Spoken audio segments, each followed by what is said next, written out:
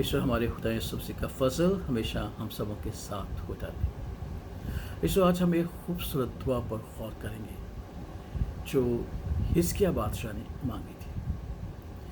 हिजकिय्याह बादशाह जो था ये यहूदा की सल्तनत का बादशाह था। इसके दौर में सनहरब जो असूर का बादशाह था उसने यरूशलेम पर चढ़ाई की। असूर की सल्तनत कदीम सल्तनत थी जो शाम, इराक, ईरान, तुर्की और इसके इर्द गिर्द के इलाकों पर मुश्तमिल थी। सनहरब ने जोर पकड़ा और उसने इर्द गिर्द के बादशाहों को जो थी वो शिकस्त दी।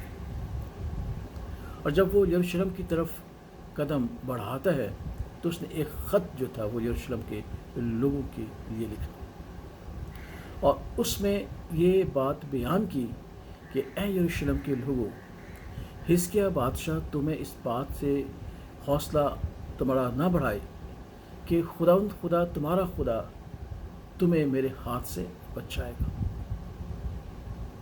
और जब ये ख़त हिजकिय्याह के पास पहुंचा, हिजकिय्याह ने उस ख़त को लिया, हैकल में जाकर उसे फैला दिया और एक खूबसूरत दुआ मांगी खुदा से।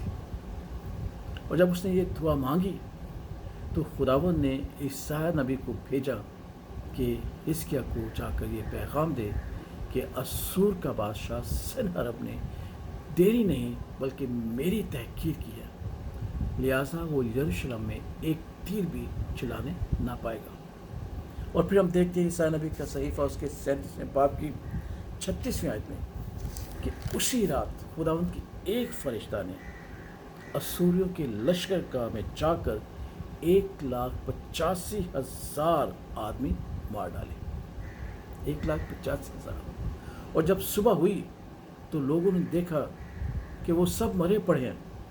तब वही बादशाह जिसने कहा था कौन मेरे हाथ से तुम्हें बचाएगा, तुम्हारा देवता यानी तुम्हारा खुदावंद भी मेरे हाथ से तुम्हें नहीं बचा सकता, वहाँ से भागा और जब लौटकर अपने शहर नैनवा में रहने लगा, अपने मंदिर में पहुंचा तो उसके बेटों ने उसे वहाँ हलाक कर दिया। ऐसे वो खूबसूरत दुआ क्या है जिसकी बदौलत खुदा ने हिजकिय्याह बादशाह की दुआ को सुना और उसके दुश्मन असूर के बादशाह सनहरब को शिकस्त दी और उसके 1,85,000 फौजी मार डाले। इसलिए ये वाक़या ईसाया नबी का सहीफा उसके 36वें और 37वें बाब में आप देख सकते हैं। आइए उस दुआ पर गौर करें जो ईसाया नबी के सहीफे और उसके 37वें बाब की 15वीं आयत से है।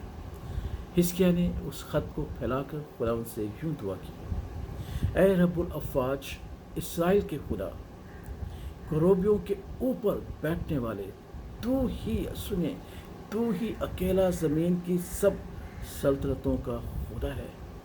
तू ही ने आसमान और ज़मीन को पैदा किया। ऐ खुदावंद कान लगा और सुन, ऐ खुदावंद अपनी आंखें खोल और देख और सनहरब की इन सब बातों को जो उसने जिंदा खुदा की तौहीन करने के लिए कहला बेची हैं सुन। ऐ खुदावंद, दर हकीकत असूर के बादशाहों ने सब कौमों को उनके मुल्कों समेत तबाह किया और उनके देवताओं को आग में डाला है, क्योंकि वो खुदा न थे बल्कि आदमियों की दस्तकारी थे, लकड़ी और पत्थर, इसलिए उन्होंने उनको नाबूद किया। सो अब ऐ खुदावंद हमारे खुदा, तू हमको उसके हाथ से बचा ले ताकि ज़मीन की सब सल्तनतें जान लें कि तू ही अकेला खुदावंद है, तू ही अकेला खुदावंद है। कितनी खूबसूरत बात है जो उसने खुदावंद की हुजूर मांगी। उसने अपने आप को मुकम्मल तौर पर खुदावंद के सुपुर्द किया और खुदावंद के हुजूर सरनगू होकर आजिज़ी की और अपनी हैसियत को उसने ज़ीरो कर दिया। हकीकतन वो बादशाह था, लेकिन उसने कहा कि नहीं, मैं खुदावंद के सामने एक ईमानदार की हैसियत से झुका हूँ, एक ऐसे बंदे की हैसियत से जो अपने आप को कामिल तौर पर और मुकम्मल तौर पर सुपुर्द करता है और उसे खुदावंद मानता है। और कैसा खुदावंद मानता है? जो वाहिद खुदा है और ज़मीन की तमाम सल्तनतों का खुदा है, جس نے آسمان اور زمین کو پیدا کیا ہے، اور پھر وہ اس بات کا اقرار کرتا ہے کہ وہ زندہ خدا ہے، واحد خدا ہے، آسمان اور زمین کا بنانے والا ہے اور زندہ خدا ہے۔ اور پھر اس نے کہا کہ دوسری قوموں کے خدا جو تھے وہ خدا نہیں تھے، بلکہ انسانوں کی دستکاری تھی، انسانوں کی ایجاد تھے، پتھر اور لکڑی سے بنے تھے۔ اس لیے سنہرب نے انہیں تباہ کیا اور آگ میں ڈال کے جلا دیا۔ لیکن اے خدا تو جو آسمان اور زمین کا خالق ہے، مالک ہے، خدا ہے، زندہ خدا ہے، میں تیرے سامنے یہ التجا کرتا ہوں تاکہ دنیا کی ساری سلطنتیں جان لیں کہ تو ہی زمین پر اور آسمان پر اکیلا بادشاہی کرنے والا خداوند ہے۔ اس نے کہا کہ تمام سلطنتیں جان لیں کہ تو ہی اکیلا خداوند ہے۔ اس لیے سو خداوند ابراہیم اسحاق کا خدا، یعقوب کا خدا، بنی اسرائیل کا خدا، بائبل کا خدا، ہمارے خدا یسوع مسیح کا آسمانی باپ، وہی واحد خدا ہے۔ اور جب ہم اس کے حضور اپنے آپ کو مکمل طور پر سپرد کر دیتے ہیں، اپنے آپ کو، اور اس کی وحدانیت کا ذکر کرتے ہیں، اس بات کا اقرار کرتے ہیں، اس کی شخصیت کو اور کسی کے ساتھ نہیں ملاتے، تو وہ دعا جو ہم اس سے مانگتے ہیں وہ ہماری دعا کو سنتا ہے۔ جس طریقے سے حزقیہ بادشاہ کی دعا کو اس نے سنا، اور ایک فرشتہ نے 1,85,000 فرشتے، خدا ان کے فرشتے ہم نجات پانے والوں کی خدمت گزاری کا کام کرتے ہیں۔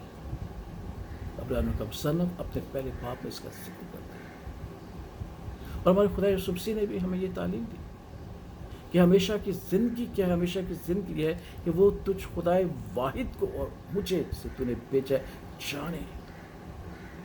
اس لیے جب ہم اپنے آپ کو مکمل طور پر خداوند کے سپرد کر دیتے ہیں اور خدا کو واحد خدا جان کر، جو آسمان اور زمین کا خدا ہے اور زندہ خدا ہے اور اکیلا تمام سطحوں کا خداوند ہے، اس کے حضور جھکتے ہیں، دعا مانگتے ہیں، تو خدا ہماری دعا کو ضرور سنے گا، کیونکہ یہ اس کا وعدہ ہے اور وہ اپنے وعدوں میں سچا خداوند ہے۔